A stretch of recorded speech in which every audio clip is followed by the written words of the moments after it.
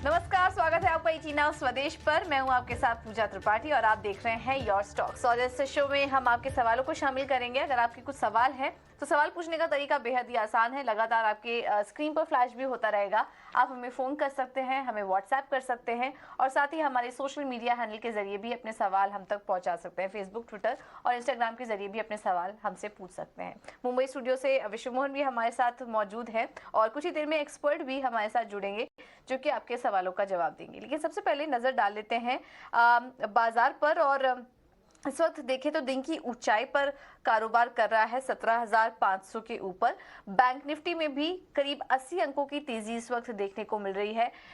Advance decline ratio भी काफ़ी favourable है। हर एक गिरने वाले शेयर के सामने करीब 4 शेयर्स ऐसे हैं जो कि हरे निशान में कारोबार कर रहे हैं।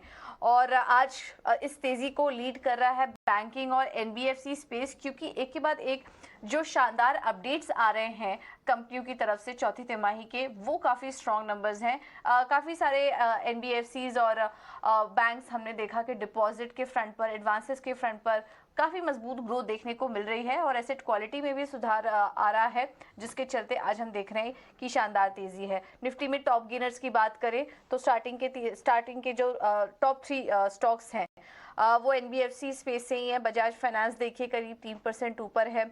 एचडीएफसी ट्विंस, दोनों ही स्टॉक एचडीएफसी बैंक और एचडीएफसी, यहाँ पर भी शानदार तेजी देखने को मिल रही है करीब 2.5% की।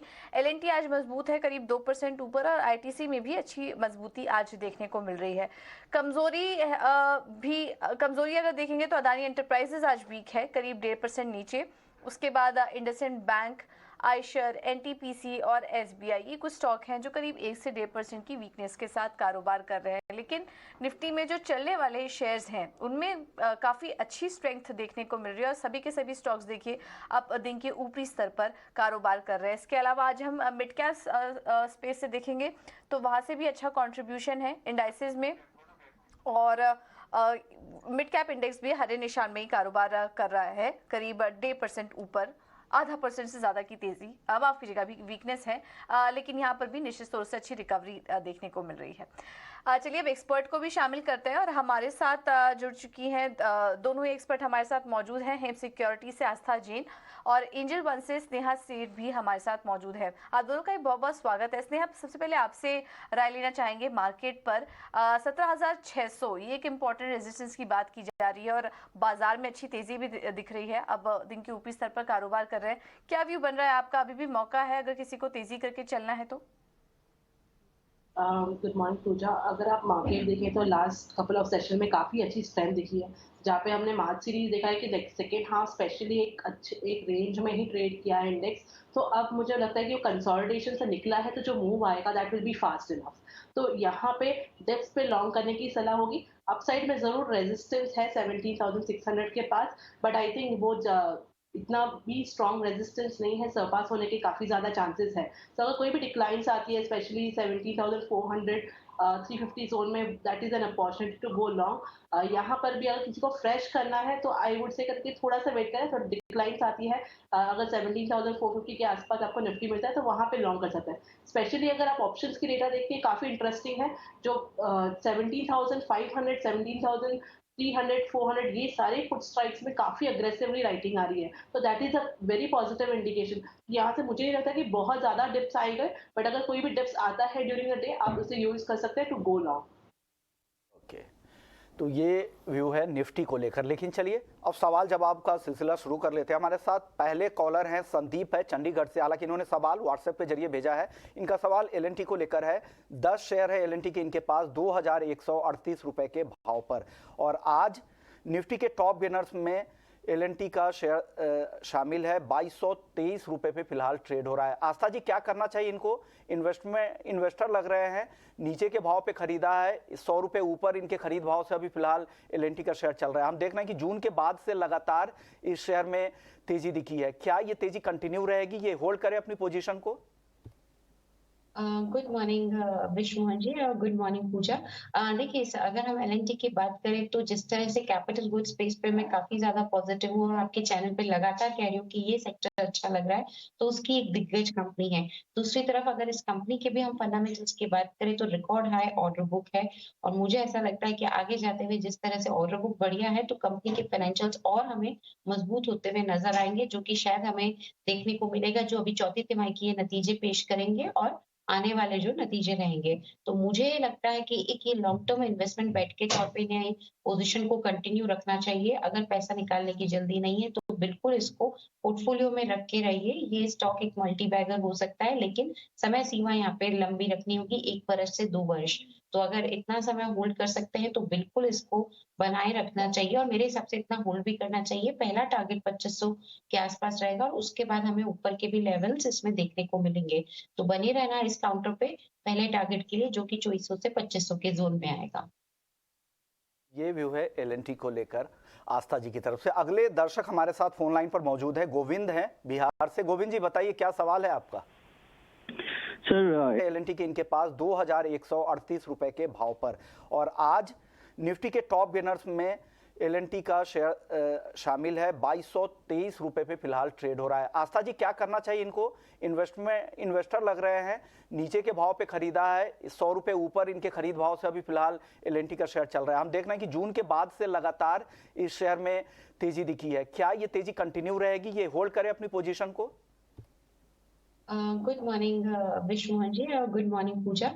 देखिए अगर हम एलएनटी की बात करें तो जिस तरह से कैपिटल गुड्स स्पेस पे मैं काफी ज्यादा पॉजिटिव हूँ और आपके चैनल पे लगातार कह रही हूँ कि ये सेक्टर अच्छा लग रहा है, तो उसकी एक दिग्गज कंपनी है। दूसरी तरफ अगर इस कंपनी के भी हम फंडामेंटल्स की बात करें तो रिकॉर्ड हाई ऑर्डर बुक है और मुझे ऐसा लगता है कि आगे जाते हुए जिस तरह से ऑर्डर बुक बढ़िया है तो कंपनी के फाइनेंशियल्स और हमें मजबूत होते हुए नजर आएंगे, जो कि शायद हमें देखने को मिलेगा जो अभी चौथी तिमाही की ये नतीजे पेश करेंगे और आने वाले जो नतीजे रहेंगे। तो मुझे लगता है कि एक ये लॉन्ग टर्म इन्वेस्टमेंट बेट के तौर पे इन्हें पोज़ीशन को कंटिन्यू रखना चाहिए। अगर पैसा निकालने की जल्दी नहीं है तो बिल्कुल इसको पोर्टफोलियो में रख के रहिए। ये स्टॉक एक मल्टी बैगर हो सकता है, लेकिन समय सीमा यहाँ पे लंबी रखनी होगी, 1 वर्ष से 2 वर्ष। तो अगर इतना समय होल्ड कर सकते हैं तो बिल्कुल इसको बनाए रखना चाहिए और मेरे हिसाब से इतना होल्ड भी करना चाहिए। पहला टारगेट 2500 के आस-पास रहेगा और उसके बाद हमें ऊपर के भी लेवल्स इसमें देखने को मिलेंगे। तो बने रहना इस काउंटर पे पहले टारगेट के लिए, जो कि 2400 से 2500 के जोन में आएगा। ये व्यू है एलएनटी को लेकर आस्था जी की तरफ से। अगले दर्शक हमारे साथ फोन लाइन पर मौजूद है, गोविंद हैं बिहार से। गोविंद जी बताइए क्या सवाल है आपका? सर इंडसइंड बैंक का मैं 5 क्वांटिटी में खरीदा था 1102 रुपए पे। ओके सर इसमें क्या सजेशन है सर? मैं तो अभी लॉस में हूँ सर, क्या करूँ? ओके, कब की खरीद है ये आपकी? ये लगता है 1 महीने पहले की खरीद है। Sir yes sir. ओके, ये पहले डाउन गया था, फिर अभी थोड़ा थोड़ा अप मूव कर रहा है, पर मुझे क्या इसमें अभी होल्ड करना चाहिए टुडे, क्योंकि आज ये लॉस में जा रहा है आज भी। स्नेहा जी क्या करना चाहिए? इनको नुकसान हो रहा है। हाल की जो ये कमजोरी आई थी महीने भर में, आप देख सकते हैं कि 5% तक की गिरावट आई। महीने भर पहले इन्होंने खरीदा था। क्या ये जो आज की गिरावट है कहीं ये बढ़ने वाली तो नहीं है? क्या करना चाहिए इनको? इन लेवल पर होल्ड करें? सी मेरा मानना है कि आप इसे होल्ड ही करें, बिकॉज जो अप आई थी के बाद प्रिसाइसली 50% रिप्लेसमेंट के आसपास से ही स्टॉक रिकवर कर रहा है। पिछले हफ्ते हमें काफी अच्छी स्ट्रेंथ दिखी है और वॉल्यूम्स भी डिसेंट रहे हैं। आज के दिन हालांकि हायर लेवल से थोड़ी सी प्रॉफिट बुकिंग देखने को मिल रही है, बट आई थिंक ये अपॉर्चुनिटी है, अगर किसी को फ्रेश लॉन्ग करना है तो वो भी एंटर कर सकते हैं। तो आई वुड से करके कि करंट लेवल्स पे इसे होल्ड ही करें। एक स्टिक स्टॉप लॉस आपको लगाना है अराउंड 1044 के आसपास, और अपसाइड में जब भी ये काउंटर आप देखेंगे करके कि अगर ये 1120 लेवल्स क्रॉस करता है, वहां तक के तो जाने के चांसेस है ही इसमें, बट उसके ऊपर क्रॉस करता है तो ये पॉसिबिलिटी है करके कि 1080 के आसपास 1180 के आसपास 1190 के पास भी आ सकता है ये काउंट। ओके, तो इंडसइंड बैंक में होल्ड करने की राय। थोड़ा समय आपको देना पड़ेगा, लेकिन आपको आपके लेवल्स जरूर दिखेंगे कुछ समय बाद इंडसइंड बैंक में। है आरबीआई की क्रेडिट पॉलिसी पे चर्चा करने का, क्योंकि कल आरबीआई की पॉलिसी की बैठक का फैसला आना है। क्या कुछ उम्मीदें हैं बाजार को। पूजा बताइए, आपने और हर्ष ने मिलकर एक पोल भी किया था, उस पोल के नतीजे क्या आ रहे हैं? कितनी ब्याज दरों में कितनी बढ़ोतरी की संभावना लग रही है अब? जी, इस बार ब्याज दरों में सभी जानकार का ये मानना है कि 0.25% की बढ़त देखने को मिल सकती है, क्योंकि हाल फिलहाल जब फेड की भी पॉलिसी हुई थी तो उन्होंने भी 25 बेसिस पॉइंट की बढ़त की थी, और सभी एक्सपर्ट्स यही मांग के चल रहे हैं कि आरबीआई अभी फिलहाल फेड को ही फॉलो करता हुआ नजर आएगा और 0.25% की बढ़त यहाँ पर देखने को मिल सकती है। उसके बाद एक शायद पॉज ले और वेट एंड वॉच मोड पर आ जाए, और जो कमेंट्री हो वो थोड़ी नरम पड़ सकती है, बट 0.25% की बढ़त ये गिवन है। 100% जानकार यही मान के चल रहे हैं। रुख जो है वो एकोमोडेशन विड्रॉल से न्यूट्रल हो सकता है, तो एक नरम रुख आरबीआई की तरफ से देखने को मिल सकता है। उनकी कमेंट्री में शायद ऐसा भी कुछ देखने को मिले कि वो अब आने वाले समय में महंगाई के आंकड़ों को वॉच करेंगे, और फेड की तरफ से भी क्या बयान आते हैं, क्या कमेंट्स आते हैं, इसको भी वो क्लोजली इसको वॉच करेंगे। और अब हम हाल फिलहाल में ये भी देख रहे हैं कि कच्चे तेल के दाम में भी एक बढ़त हुई है, $85 के पास पहुंच चुके हैं। तो कच्चे तेल को भी लेकर क्या व्यू होता है, इस पर भी आरबीआई की नजर रहेगी। महंगाई को कम करने पर फोकस आगे भी बना रहेगा, और जैसा कि हमने बताया कि इन्फ्लेशन ट्रेंड, एनर्जी प्राइसेस कैसी आ रही हैं, इस पर फेड का बयान काफी अहम होगा। रुपए और ग्लोबल इकोनॉमी पर भी उनकी कमेंट्री सुनने वाली होगी, और लिक्विडिटी को लेकर भी वो क्या बयान दे रहे हैं, क्रेडिट ग्रोथ को लेकर वो क्या बयान दे रहे हैं आने वाले समय के लिए, ये काफी इंपॉर्टेंट होगा देखना। तो आरबीआई की पॉलिसी इस बार तो 25 बेसिस पॉइंट की बढ़त की ही उम्मीद की जा रही है सभी जानकारों की तरफ से। ओके, तो आरबीआई से यही उम्मीदें हैं कि कल 0.25% ब्याज दरें रेपो रेट में बढ़ोतरी की जा सकती है। हालांकि जिस तरह के ग्लोबल सिनेरियो चेंज हो रहे हैं और फेड की अगली बैठक अब मई को है, उससे पहले हालांकि फेड ने भी पिछली बैठक में ब्याज दरें बढ़ाई थी, तो संभावना यही है कि 0.25% यहाँ भी बढ़ोतरी होगी। लेकिन आगे की कमेंट्री क्या रहेगी, क्या उनका स्टांस रहता है, क्या रुख में कुछ बदलाव की संभावना है, इस पर कल नजर रहेगी। और इसके लिए हमारा कल एक बड़ा महा कवरेज है। कल सुबह 9:45 से क्रेडिट पॉलिसी पर महा कवरेज आप सिर्फ ईटी नाउ स्वदेश पर देख पाएंगे कि क्या कुछ बड़े एक्सपर्ट इंडस्ट्री के, चाहे वो बैंकर्स हो, इंडस्ट्री से जुड़े हुए जितने भी एक्सपर्ट्स होंगे, वो सभी इस कवरेज में हमारे साथ ईटी नाउ स्वदेश पर शामिल होंगे।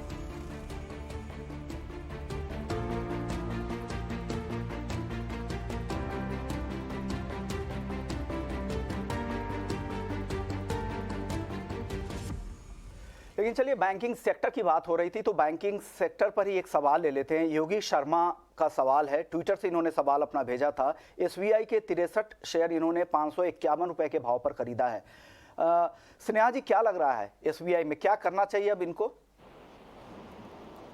एसबीआई अगेन आप देखें तो थोड़ी सी आज बैंकिंग स्टॉक में काफी सारे स्टॉक्स में थोड़ी सी हायर लेवल से प्रॉफिट बुकिंग जरूर देखने को मिल रही है, बट जिस लेवल्स पे अभी वो प्लेस्ड है रिसेंटली, जो करेक्शन के बाद एक थोड़ा सा कंसोलिडेशन फेज में थे, तो अभी मेरा मानना है कि बैंकिंग स्टॉक्स में अगर आपने कोई भी पोजीशंस लिए तो थोड़ा होल्ड करना चाहिए। स्पेसिफिकली अगर आप एसबीआई की बात करें तो एसबीआई अगर आप देखें उसके वीकली चार्ट में वो प्रिसाइसली 89 ईएमए के आसपास सपोर्ट ले रहा है, और मुझे लग रहा है कि वो सपोर्ट काफी स्ट्रांग है, और उसके आसपास ही एक स्ट्रिक्ट स्टॉप लॉस लगाना चाहिए। तो 500 के आसपास वो लेवल्स है, तो 500 का एक स्ट्रिक्ट स्टॉप लॉस लगा के इसे होल्ड करना चाहिए। किसी को अगर फ्रेश लॉन्ग भी करना है तो आई वुड सजेस्ट आप एसबीआई में करंट लेवल्स पे कर सकते हैं लॉन्ग। ठीक है, तो एसबीआई में करंट लेवल्स पर अगर फ्रेश खरीदारी भी करनी है तो कर सकते हैं, और बने रहने की राय आपको दी जा रही है। एक और सवाल हमें आया है दिल्ली से, अभिषेक जी हमारे साथ जुड़े हैं। अभिषेक जी नमस्कार, किस स्टॉक पर सवाल है आपका? नमस्कार मैम, मेरा सवाल पीएनबी पे है। मैंने पीएनबी की शेयर 90,000 शेयर ले रखा है 46 रुपीज के रेट पे, एंड 48,000 शेयर मैंने सेल कर रखा है मे फ्यूचर। ओके, 48,000 में फ्यूचर आपने सेल करके रखा है, ठीक है।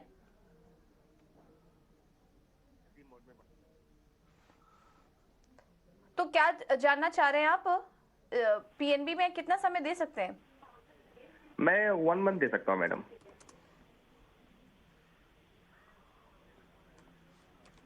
ओके, ठीक है।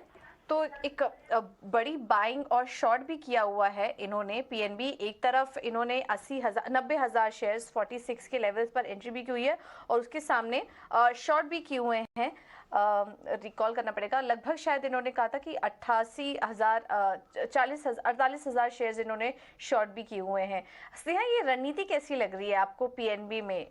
दोनों साइड की पोजीशन इन्होंने लेके रखी है, हेजिंग करने की कोशिश कर रहे हैं, बट इन स्तरों पर पीएनबी में क्या एंट्री लेना, पोजीशन इतनी बड़ी रखना सही स्ट्रैटेजी होगी या फिर अपने निवेश को स्विच कर लेना चाहिए और क्लियर कट किसी अच्छे बैंकिंग स्टॉक्स में पूरी तरीके से एंट्री ले ले, उसमें निवेश करें? पूरे उन्होंने जो फ्यूचर शॉर्ट किया है, आई थिंक उसमें अभी उनको थोड़ा सा प्रॉफिट होगा, आई वुड से करके कि उसको लेके निकल जाए। बट ये अगर 1 मंथ पर्सपेक्टिव से अगर वो सिर्फ कर रहे हैं ट्रेड तो थोड़ा सा समय लग सकता है। बट आई थिंक यहाँ पे अगर आप उसका डेली चार्ट देखें तो स्टॉक अच्छे मूव के बाद प्रिसाइसली 50% रिट्रेस करके वहां से थोड़ी सी स्ट्रेंथ दिखा रहा है। तो आई वुड से करके कि जब भी यहाँ पे थोड़ा सा बैंकिंग में स्ट्रेंथ आएगा तो यहाँ से पीएनबी या बाकी सारे पीएसयूज भी परफॉर्म करेंगे। तो आई वुड से करके कि आपको थोड़ा सा और समय देना चाहिए। फ्यूचर की जो शॉर्ट पोजीशन है उसमें प्रॉफिट बुक करें और कैश की जो पोजीशन है उसे होल्ड करें। अपसाइड में जब भी आप देखें करके ये स्टॉक एटलीस्ट जो उन्होंने राइट सेलिंग की है 48.5 के आसपास एक इमीडिएट हर्डल है, तो उसके ऊपर पास होने पर इसमें एक अच्छी मूव आ जाएगी which can bring it towards 51-52 zone also. तो ये लेवल्स आप वॉच करें और फ्यूचर की पोजीशंस में प्रॉफिट बुक करें, कैश की पोजीशंस होल्ड करें। मे बी आपको समय यहाँ से 1 महीने से ज्यादा देना पड़ेगा बट इसे होल्ड करना चाहिए। यानी कैश की पोजीशन में आप बने रहें लेकिन फ्यूचर्स की पोजीशन में मुनाफा वसूली करके घर ले जाए, ये सलाह है स्नेहा जी का। चलिए, दर्शक हैं पीसी वर्मा है यूपी से। पूछिए वर्मा साहब, क्या सवाल है आपका? सर थोड़ी आवाज आपकी कम आ रही है, थोड़ा सा सर आपका सवाल है, सवाल बता दीजिए प्लीज। सवाल मेरा ये है सर, हमारे पास विनायक केमिकल्स है, प्राइमरी अलॉटमेंट है मेरा। और वो एक बार मैंने देखा 900 तक पहुंच गया था वो। जी, सितंबर 2022 में 952 तक गया था, 52 भी खाई वही है। कब खरीदा था आपने? ये लगता है 2020 के कोविड के दौर में खरीदा होगा, केमिकल शेयर है। मैंने 1988 में खरीदा था। ओ 1988 का। हालांकि ये भाव 2020 में भी थे, कोविड के बाद हालांकि जो रैली शुरू हुई वो सितंबर 2022 तक चली थी, यानी बहुत पुरानी खरीद है। आस्था जी इन्वेस्टर हैं, बहुत लंबी अवधि से इन्होंने रखा हुआ है, 75 रुपए इनकी कॉस्टिंग है और भाव फिलहाल 370 है। हालांकि जो पिछले साल के हाई से देखे तो वहां से काफी नीचे आ चुका है, 1/3 दाम रह चुके हैं, 952 रुपए तक गया था पिछले साल सितंबर में। अब इनको क्या करना चाहिए? विश्वमोहन जी, कौन से स्टॉक में इनकी पोजीशन है? ये विनायल केमिकल है मैम। जी बिल्कुल। विनायल केमिकल की बात करें तो यहाँ पे रिजल्ट्स तो इतने अच्छे नहीं थे। जो हमने लास्ट क्वार्टर के नतीजे देखे थे, लगभग 30% की एक हमें डीग्रोथ देखने को मिली थी। तो मैं ये क्वार्टर 3 ऑफ FY23 की बात कर रही हूँ। तो रिजल्ट्स के हिसाब से वहां पे थोड़ी सी एक निराशा हाथ लगी थी, लेकिन जिस तरह के बाकी के फंडामेंटल्स हैं, मुझे लगता है कि थोड़ा ये स्टॉक लॉन्ग टर्म के लिए ज्यादा अच्छा रहेगा। शॉर्ट टर्म में थोड़ा सा ये हमें एक वीकनेस और एक वॉलेटाइल मूव दिखा सकता है। तो अगर बहुत लंबा नजरिया हो तो होल्ड करें, नहीं तो चाहे तो पार्शियली इसमें से प्रॉफिट बुक करके और पार्शियली पोजीशन को होल्ड भी कर सकते हैं। तो ये भी एक ऑप्शन इनके पास है कि 50% अभी प्रॉफिट बुक करें और 50% को ये कंटिन्यू कर सकते हैं और आगे के नतीजों पे भी कड़ी नजर रखें, वहां पे थोड़ी निराशा हाथ लगे या तो फिर मेरे हिसाब से कंप्लीटली एग्जिट भी किया जा सकता है। तो मैं पार्शियली प्रॉफिट बुक करने की सलाह दूंगी विनायल केमिकल में से। ठीक है, तो अभी आधा प्रॉफिट आप बुक कर लीजिए, आधा बने रह सकते हैं, लेकिन स्टॉक पर, कंपनी के नतीजों पर कड़ी नजर रखिए। हो सकता है नतीजे कमजोर आए और उसके बाद स्टॉक टूटने लगे, तो उस पर भी नजर रखिए और फिर उसके बाद कंप्लीटली एग्जिट कर लीजिए। वैसे तो आपने स्टॉक में काफी ज्यादा उतार चढ़ाव देखा ही होगा, ऊपरी लेवल्स भी देखे होंगे, फिर भारी गिरावट भी देखी, बट अब मुनाफा हो रहा है तो उससे प्रोटेक्ट भी करने की कोशिश कीजिए। अब आगे बढ़ेंगे, नासिक से हमारे साथ अगले दर्शक जुड़े हैं, अजीत। अजीत जी नमस्कार, किस स्टॉक पर सवाल है आपका? हेलो हेलो जी अजीत, सवाल पूछिए अपना। मेरे पास टाटा स्टील के 500 शेयर है, 106 रुपया 87 पैसे का खरीदा हुआ है। अभी आगे क्या है थोड़ा पूछना। ओके, ठीक है। स्नेहा, आप सजेस्ट करिए टाटा स्टील में क्या करें कि खरीदारी के पास ही है, स्टॉक इस वक्त कारोबार कर रहा है और काफी उतार चढ़ाव हमने हाल फिलहाल में मेटल स्टॉक्स में देखा भी है। टाटा स्टील इन स्तरों पर कैसा लग रहा है आपको, और कोई स्टॉप लॉस भी अगर आप सुझाना चाहें तो इन्हें। सी ओवरऑल थोड़ा सा इसमें अगर आप देखें तो मेटल्स थोड़े से साइडवेज ही हो गए हैं रिसेंटली। आई थिंक यहाँ पे थोड़ा और समय देना पड़ेगा, बट आई थिंक 9800 के आसपास एक अच्छा बेस फॉर्मेशन है, तो जब तक उसको रिस्पेक्ट कर रहा है आई वुड से करके किसे होल्ड ही करना चाहिए। स्ट्रिक्ट स्टॉप लॉस आप 98 के आसपास लगा दें, और अपसाइड में जब भी काउंटर में तेजी आती है 110 का लेवल क्रॉस होता है तो इसमें थोड़ी सी मोमेंटम आने की चांसेस है, which can bring it towards 115 117 zone. तो आप अभी के लिए इसे होल्ड करें, एक स्ट्रिक्ट स्टॉप लॉस 98 का लगा। तो टाटा स्टील को लेकर ये व्यू है स्नेहा का। चलिए अगले दर्शक हमारे साथ जगन्नाथ हैं रायपुर से। जगन्नाथ जी पूछिए, क्या सवाल है। जगन्नाथ जी अपने टीवी के वॉल्यूम को म्यूट कर दीजिए और सवाल पूछिए। अच्छा जी पूछिए, क्या सवाल है सर। सर मेरे पास 7000 शेयर है वॉकआउट फार्म। ओके, किस भाव पे खरीदा है आपने। 7000 शेयर है सर मेरे पास वॉकआउट फार्म। वॉकहार्ट को आपने किस भाव पर खरीदा और कब खरीदा है। ये हो गया सर 7-8 साल हो गए सर। किस भाव पे खरीदा, भाव पूछ रहा हूँ सर। 1600-1700 एवरेज है, 1600-1700 1600-1700। आई थिंक ये 2015 के आसपास ये भाव था, 1600-1700 के आसपास का। आस्था जी, क्या करना चाहिए इनको वॉकहार्ट फार्मा में। जी बिल्कुल, देखिए वोकार्ट फार्मा की बात करें तो कंपनी बायोटेक्नोलॉजी में भी है और काफी अच्छी खासी मेडिसिन भी ये प्रोवाइड करते हैं पूरे वर्ल्ड की, और रिसर्च बेस्ड एक कंपनी है, ग्लोबल हेल्थ केयर एंटरप्राइजेस है। तो मेरे हिसाब से, और इनकी मैन्युफैक्चरिंग इंडिया में ही नहीं आउट ऑफ इंडिया भी है, जिसमें यूएसए यूके ये सब भी आते हैं। लेकिन तकलीफ है कि फाइनेंशियल्स अभी भी नहीं इतने मजबूत आ रहे हैं कंपनी की तरफ से जो परफॉर्मेंस है, और उसी वजह से मेरे को ऐसा लगता है कि इन्हें नुकसान भी हो रहा होगा। तो मेरे हिसाब से वोकार्ट फार्मा को अभी एटलीस्ट 1-1.5 महीना और रुक जाए, नए नतीजे आने वाले हैं चौथी तिमाही के, वहां पे अगर कुछ पॉजिटिव आता है मोमेंटम तो फिर बने रहे, क्योंकि इतने बड़े इनके कॉस्ट प्राइस के डिफरेंस पे अगर एग्जिट करने की सलाह देंगे तो नुकसान ज्यादा होगा। इसलिए अभी 1-1.5 महीना और इसको होल्ड कर लें, नतीजों को आगे समीक्षा करें, अगर उसमें कहीं कुछ लगता है तो मेरे हिसाब से वापस से चाहे तो ईटी नाउ स्वदेश पे योर स्टॉक्स में कॉल करके पोजीशन रिव्यू करा सकते हैं। फार्मा में अभी होल्ड करें, नतीजे देखें, क्योंकि अभी तो काफ़ी नुकसान आपके कॉस्ट से काफ़ी नीचे हैं। तो ऊपर की तरफ जब भी बाउंस बैक मिले नतीजों के बाद, वहां पर निकलने की कोशिश करें, या लंबी अवधि। स्नेहा, आपसे भी एक छोटा सा सवाल लेंगे। 1600-1700 की खरीद है इनकी, भाव इतना नीचे आ गया, क्या स्प्लिट वगैरह हुआ है या भाव ही इतनी गिरावट आई है वॉकहार्ट फार्मा में।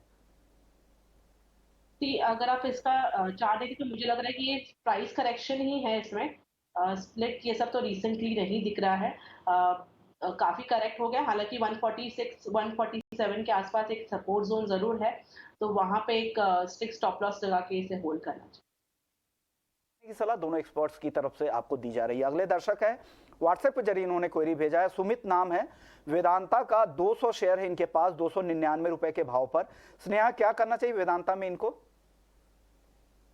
Again Vedanta is a counter जहां पे हमने देखा करके कि एक अच्छी तेजी दिखी थी, उसके बाद थोड़ा सा कंसोलिडेट कर रहा है, 50% रिट्रेसमेंट के आसपास ही ट्रेड कर रहा है, जहां पे अपसाइड में 187 190 जोन के आसपास एक हर्डल है। तो ये लेवल्स क्रॉस करते हुए इसमें एक अच्छी मूव आने की पॉसिबिलिटी है। आई वुड से इसे होल्ड ही करना चाहिए। एक स्ट्रिक्ट स्टॉप लॉस आप 268 का लगाएं। अपसाइड में level to watch out will be 290-94 का जोन निकाल देता है ऑन द क्लोजिंग बेसिस, तो इसमें थोड़ा मोमेंटम आप देखेंगे करके कि आ जाएगा, और एक फास्ट मूव आपको देखने को मिलेगा which can bring it towards 320-324 zone.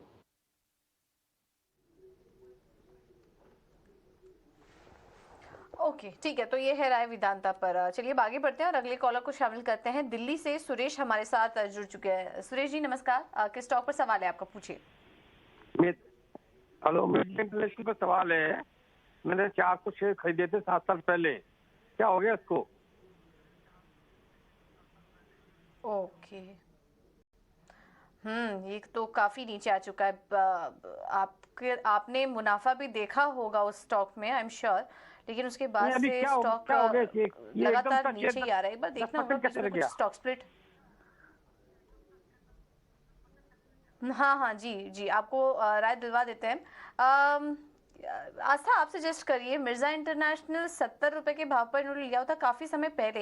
एक बार देखना होगा क्या इसमें कुछ कॉर्पोरेट एक्शन भी हुआ था क्या, क्योंकि स्टॉक अचानक से काफी ज्यादा टूट गया। 277 पे ट्रेड कर रहा था। हम एक बार चेक करके आपको बताते हैं। बट आस्था, क्या करें अब मिर्जा इंटरनेशनल में? देखिए, मिर्जा इंटरनेशनल में मुझे नहीं लगता कि कोई बड़ी दिक्कत होनी चाहिए, क्योंकि हाँ, ये जरूर हुआ था कि एनसीएलटी का कुछ अप्रूवल आया था आज से तकरीबन 1 महीने पहले की अगर मैं बात करूं, और वो स्कीम ऑफ अरेंजमेंट थी जिसमें कि मेरे हिसाब से कुछ मर्जर की बात हुई थी कि जो खुद की ग्रुप की कंपनी थी आरटीए स्पेशल्स प्राइवेट लिमिटेड करके, उसको कंपनी के साथ मर्जर करने की बात थी, और फिर डीमर्ज करना था जो कंपनी का मेन ब्रांड है रेड टेप, जिसे हम सब जानते हैं शूज वगैरह में, तो उसको फिर ये डीमर्ज करने की बात कर रहे थे। तो इस तरह का एक कॉर्पोरेट अरेंजमेंट की जरूर बात थी, लेकिन फंडामेंटल्स में बहुत बड़ा यहाँ पे कोई चेंज नहीं हुआ है। इनफैक्ट फंडामेंटल्स मेरे को अच्छे ही लग रहे हैं। एक बार देखा जाए तो प्रॉफिट में भी बढ़िया ग्रोथ इस कंपनी ने दिखाई है जो लास्ट तिमाही के यहाँ पे थे। लेकिन ये जो डीमर्जर और फिर मर्जर और उसके बाद जो डीमर्जर की बात है, उसके चलते अगर कोई कॉर्पोरेट एक्शन हुआ होगा तो भी हो सकता है कि हमें प्राइसेस में एक चेंज यहाँ पे देखने को मिल रहा होगा। तो मैं इनको सलाह दूंगी कि एक बार चाहे तो ये इस चीज की कंफर्मेशन ले लें कि इसमें कोई कॉर्पोरेट एक्शन हुआ है क्या, क्योंकि ये जो मैं आपको बात बता रही हूँ कि मर्जर होने के बाद डीमर्जर करने की बात चल रही थी, उसके तहत अगर कुछ होता है तो प्राइजेस में फिर हो सकता है कि हमें एक रिएक्शन देखने को मिला हो और एडजस्टमेंट भी हो सकता है। तो बाकी कंपनी के फंडामेंटल्स ठीक है, वहां पे कोई दिक्कत लगती नहीं है, इसलिए मैं बने रहने की सलाह दूंगी। बिल्कुल सही कहा आपने आस्था। मिर्जा इंटरनेशनल, यहाँ पर सुरेश जी आपको भी सजेशन होगा। रेड टेप के साथ इसका डीमर्जर हुआ है। ये क्लैरिफिकेशन भी आया था कंपनी की तरफ से, क्योंकि अचानक प्राइस टूटा था तो एक्सचेंजेस ने फिर इनसे सवाल भी किए थे इसके पीछे की वजह क्या है। तो उसके बाद इन कंपनी का क्लैरिफिकेशन भी आया जैसा कि आस्था बता रही थी। और रेड टेप के साथ यहाँ पर मर्जर हो चुका है। और उसके बाद हमने देखा कि यहाँ पर कुछ शेयर्स भी इशू हुए हैं मिर्जा इंटरनेशनल के शेयरधारकों को रेड टेप के। तो वो आपके अकाउंट में भी रिफ्लेक्ट किए होंगे। आप अपने किसी फाइनेंशियल एडवाइजर या फिर अपने डीमैट अकाउंट में जाकर एक बार चेक कर लीजिए। वो आपके शेयर्स में जरूर रिफ्लेक्ट हुए होंगे, तो वो एक बार आप जाकर चेक कर लीजिए। इस वजह से हम देख रहे हैं कि एक बड़ी गिरावट स्टॉक में दिखी। ये प्राइस करेक्शन हुआ है बेसिकली, और कोई घबराने वाली बात नहीं है। जैसा कि आस्था भी बता रही थी कि करेक्शन की वजह से आपको गिरावट दिख रही है, कंपनी में कोई दिक्कत नहीं है। ये आपको सलाह, एक बार आप जाकर अपने फाइनेंशियल एडवाइजर से इस बारे में चेक भी कर सकते हैं। चलिए आगे बढ़ेंगे और अगला सवाल ले लेते हैं। व्हाट्सएप पर ऋषि जी का आया है और इनका सवाल है आयशर मोटर्स पर। 10 शेयर्स इन्होंने 3225 के भाव पर लिया हुआ है। आयशर मोटर्स इस वक्त अगर करंट लेवल्स हम देखेंगे आयशर मोटर्स का, तो स्टॉक इस वक्त 2956 के पास कारोबार कर रहा है। तो इनको नुकसान हो रहा है और नजरिया भी इनका छोटा ही है। करीब 1 साल के लिए ही होल्ड कर सकते हैं इस स्टॉक को, आयशर को। स्नेहा, 1 साल के लिए क्या व्यू बन रहा है आपका आयशर पर? नुकसान भी हो रहा है क्या? कुछ रिकवरी देख रहे हैं स्टॉक प्राइस में? अगर आप इसका चार्ट देखें तो काफी स्ट्रॉन्ग अप मूव आया था, जहाँ पे हमने देखा था 2200 के आसपास से स्टॉक ने तेजी करके ऑलमोस्ट 3800 के आसपास तक ये काउंटर आया था। फिर एक प्रॉफिट बुकिंग देखने को मिली है, जहाँ पे आप देखेंगे तो उसके वीकली चार्ट में 89 ईएमए के आसपास काउंटर आके वहां से थोड़ी सी रिस्पाइट देखने को मिल रही है। हालांकि लास्ट 2 दिनों में थोड़ी सी हाई लेवल से प्रॉफिट बुकिंग है, बट आई वुड से करके जब तक ये रिस्पेक्ट कर रहा है 2800-840 जोन को, आई वुड से करके कि इसे होल्ड करना चाहिए। तो एक 6 स्टॉप लॉस अप टू 836 का लगा के इसे होल्ड करें। जो रिसेंटली अभी जो कल के जो मंडे का हाई था दैट वाज 3050, ये क्रॉस करता है तो इसमें एक अच्छी मूव आने की चांसेस है which can bring it towards 3350 zone. तो ये आई वुड सजेस्ट करके कि एक रिस्क रिवॉर्ड रेशियो काफी अच्छा है ये लेवल्स पर, तो इसे होल्ड करने की सलाह होगी।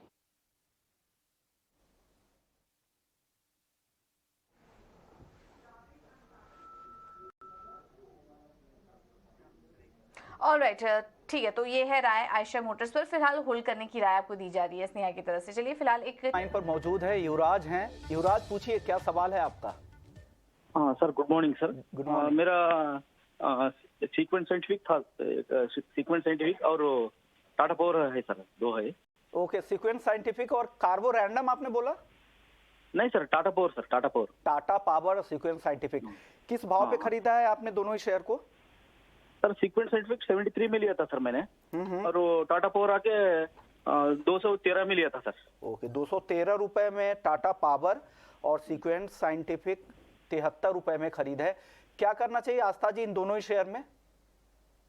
देखिए, सीक्वेंस साइंटिफिक की बात करें विश्वमोहन जी, तो प्रॉब्लम है क्योंकि नतीजे तो अच्छे नहीं आ रहे, मार्जिन भी कंटिन्यूअसली स्ट्रेस दिखा रहा है ये, और उसी वजह से हम देख रहे हैं कि स्टॉक की प्राइसेस भी यहाँ पे इतनी बढ़िया हमें मूवमेंट नहीं दिखा रही है। मेरे हिसाब से सीक्वेंस साइंटिफिक में चाहें तो ये पार्शियली अभी एग्जिट कर जाए, क्योंकि आने वाला क्वार्टर भी मुझे नहीं लगता कि बहुत बढ़िया नतीजे घोषित होंगे उसमें भी। तो अभी तो ये बहुत लंबा नजरिया हो, 6 महीने से लेके 1 साल तक का, तो ही बने रहने की यहाँ पे सलाह है। नहीं तो मेरे हिसाब से कुछ तो यहाँ पे एग्जिट जरूर करना चाहिए सीक्वेंस साइंटिफिक में। जहाँ तक टाटा पावर की सवाल है, मेरे हिसाब से टाटा पावर एक बढ़िया कंपनी है। जिस तरह से हम देख रहे हैं पावर सेक्टर में कंटिन्यूअसली यहाँ पे तेजी आ रही है, और टाटा पावर उसका की बेनिफिशियरी है, उसको फायदा होता हुआ नजर आएगा, तो टाटा पावर को ये होल्ड कर सकते हैं। और सीक्वेंस साइंटिफिक में मेरे हिसाब से थोड़ा बहुत यहाँ से मैं निकलने की सलाह दूँ। साइंटिफिक में अगर आपका लंबी अवधि का नजरिया नहीं है तो निकल जाए, आपके खरीद भाव के आसपास ही है। और टाटा पावर बढ़िया मैनेजमेंट है और ऊपरी भाव से काफी करेक्ट भी हुआ है, आपकी खरीद भी बहुत ज्यादा ऊपर की नहीं है, तो इसे आप होल्ड करके रख सकते हैं टाटा पावर को। चलिए, लेकिन एक और अपडेट आपको बता दें कि साल 2023 की पहली छमाही में एमपी कैटेगरी में कई बदलाव की संभावना है। पूरी डिटेल्स के साथ शरद दुबे हमारे साथ है। शरद, बताइए क्या है? जी बिल्कुल, एम्फी की जो है सेमी एनुअल कैटेगराइजेशन हो रही है, और ये हो रही है आपकी second half of calendar year 2023 के लिए। देखा जाए तो ऑफिशियल लिस्ट तो आने वाली है जुलाई के पहले हफ्ते में, और ये लागू होगा बेसिकली आप कह सकते हैं अगस्त से लेकर अगले साल के जनवरी तक। और ये नुवामा का रिपोर्ट आया और उन्होंने कहा है कि इस कैटेगराइजेशन के कारण कोई इनफ्लोज और आउटफ्लोज एक्सपेक्टेड नहीं है। लेकिन कौन से अहम स्टॉक्स है जो फोकस में रहने चाहिए आपके रडार पे? सबसे पहला आता है जो लार्ज कैप एंट्रेंट्स कौन हो सकते हैं। ये इंक्लूड करते हैं जिंदल स्टील, बैंकिंग नेम्स जैसे कि पीएनबी, कैनरा बैंक इत्यादि स्टॉक्स। लेकिन कुछ स्टॉक्स हैं जो बॉर्डर लाइन स्टेटस पे भी लार्ज कैप हो सकते हैं, माने उनके चांसेस 50-50 हैं मान लीजिए, जो इंक्लूड करते हैं टीवीएस मोटर और येस बैंक।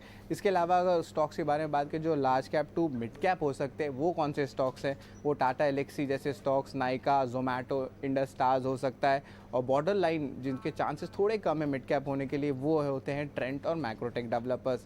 लेकिन कुछ स्टॉक्स है जो स्मॉल कैप से मिड कैप स्पेस में आ सकते हैं एज अ कैटेगरी, वो इंक्लूड करते हैं बैंकिंग नेम्स जैसे कि Punjab Sind Bank, Bank of Maharashtra, Carborundum, universal.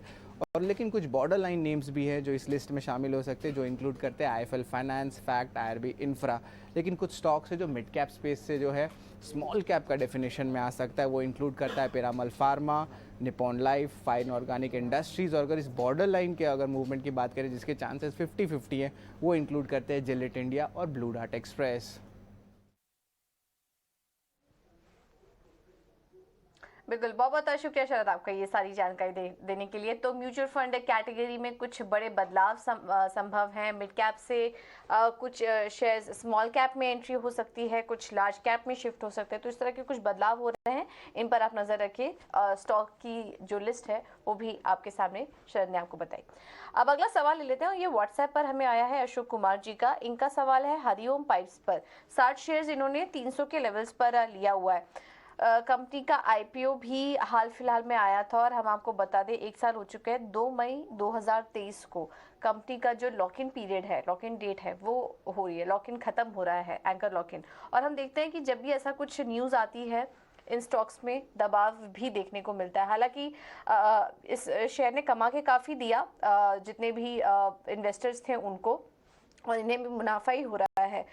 But आशा क्या सजेस्ट करेंगी? एंकर लॉकिंग खत्म होने वाला है, 300 पे इन्होंने लिया हुआ था, करीब करीब 10,000 का मुनाफा है। बट अभी जो गिरावट हम देखेंगे आने वाले कुछ समय में, जो करेक्शन आ रहा है, एग्जिट करना सही होगा?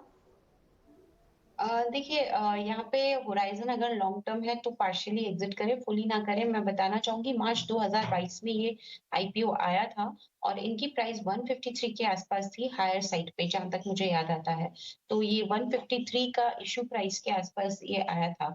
उस टाइम पे भी हमारी रिकमेंडेशन सब्सक्राइब करने की थी क्योंकि हमको वैल्यूएशंस काफी बढ़िया लग रहे थे। लेकिन अब आप देखिए पूजा 153 से जो ये इतनी बड़ी उछाल इसने दिखाई है, उसके पीछे के कारण है कि बेहतरीन परफॉर्मेंस और फुली इंटीग्रेटेड ये एक तरह से प्लेयर है पाइप्स में।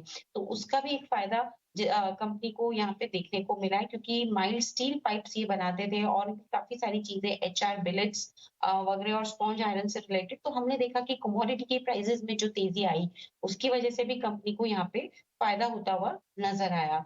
तो जिस तरह से कंपनी की जो पूरी मैन्युफैक्चरिंग प्रोसेस थी वो भी काफी कॉस्ट इफेक्टिव थी। तो मेरे हिसाब से वो सब चीजें अब डिस्काउंट हो चुकी है, प्राइसेस 153 से काफी ज्यादा हाई हो गए। तो बिल्कुल यहाँ पे कुछ मुनाफा वसूल करना बनता है, आपने सही बोला पूजा। तो मैं भी इनको यही सलाह दूंगी कि कुछ तो मुनाफा जरूर वसूल करें और कुछ ये चाहें जैसे 3/4 में वसूल करके 1/4 को स्टिल होल्ड कर सकते हैं क्योंकि ये सेक्टर मुझे लॉन्ग टर्म में तेजी में लग रहा है। तो उसका ये फायदा होगा कंपनी को और लॉन्ग टर्म में हो सकता है अगर नतीजे कंटिन्यूसली अच्छे आए तो वैल्यूएशंस री रेट होंगे और उसकी वजह से हमें और ज्यादा अच्छे प्राइसेस देखने को मिले। लेकिन 3/4 पोजीशन में से तो मुनाफा जरूर निकाल। बिल्कुल, तो प्रॉफिट बुक करिए, अच्छा मुनाफा आपको हो रहा है। और अगर आप लॉन्ग टर्म के लिए बने रहना चाह रहे हैं स्टॉक में तो भी आप बने रह सकते हैं। अच्छी कंपनी है, कोई दिक्कत नहीं है। लेकिन जैसा कि हमने आपको बताया कि 2 मई को एंकर लॉकिंग खत्म हो रहा है, तो इस वजह से करेक्शन है। हो सकता है कि आपका मुनाफा भी कम हो, तो आधा प्रॉफिट बुक करने की राय इस वक्त आस्था आपको दे रही है। ऑलराइट, चलिए इतने ही सवालों को शामिल कर पाएंगे। आस्था, स्नेहा, दोनों का ही बहुत बहुत शुक्रिया समय देने के लिए, तमाम स्टॉक्स पर अपनी रणनीति भी सुझाने के लिए। फिलहाल इस बुलेटिन में इतना ही। मुझे और विश्व मोहन को दीजिए इजाजत, लेकिन जाते जाते आपको बता देते हैं कल की बड़ी कवरेज के बारे में। कल आरबीआई का फैसला आएगा और इस मौके पर 9:45 से जरूर जुड़िए हमारे साथ। एक बड़ी कवरेज होगी सिर्फ और सिर्फ ईटी नाउ स्वदेश पर, जिसमें कि हमारा एक्सपर्ट्स का एक दमदार पैनल हमारे साथ मौजूद होगा। बैंकर्स, मार्केट एक्सपर्ट और इकोनॉमिस्ट हमारे साथ जुड़ेंगे। तो आरबीआई पॉलिसी का एक पूरा 360 डिग्री व्यू आपको मिलेगा, उसका एनालिसिस आपको मिलेगा सिर्फ और सिर्फ ईटी नाउ स्वदेश।